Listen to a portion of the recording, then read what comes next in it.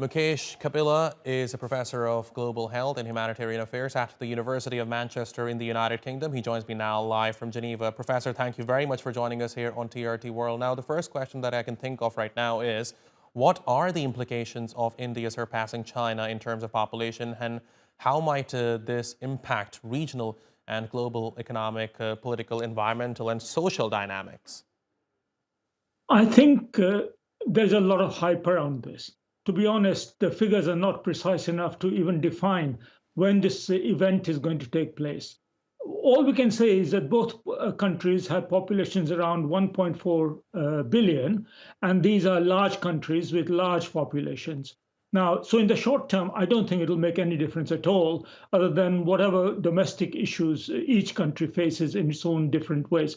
However, in the medium term, in other words, over the decades ahead, maybe over the next 20 or 30 years, there will be a divergence. So, for example, the massively aging population of China will be a huge burden, as well, while in India, where the population is also aging, it's still growing. And that means that there is a great pressure on resources and the environment that will have to be managed, including expectations of young people over the period ahead.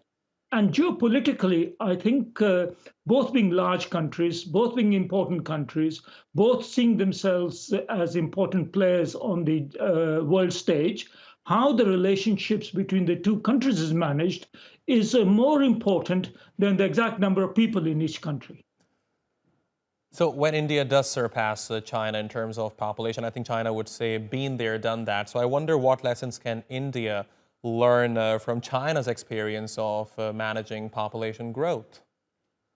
Oh, extremely important lessons. One lesson is that in order to bring about a balanced population, you cannot use coercive methods. The reason China is now suffering at the moment is because of its fertility policies some decades ago, which imposed a certain level of fertility on its population, one-child policy, and leading to an extremely unbalanced approach, population size at the moment. Now, India also went through that phase, but happily, it was for a very short period.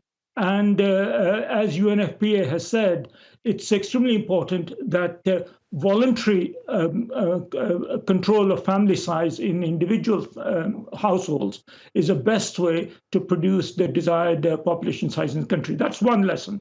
The second lesson is, of course, the education and ensuring that everyone, especially female literacy, is the key to all this. And there, I think all countries are making progress, but India still has some way to go. The third lesson, I think, is that, and this is a new lesson really, because we're now living in the climate change era, which wasn't so evident in earlier decades. And that is the balance between development and climate sensitive, sustainable development is much more of an issue now to sustain harmonious populations, because otherwise we are going to have a serious risk of internal conflicts, which we are, I think, seeing in parts of India.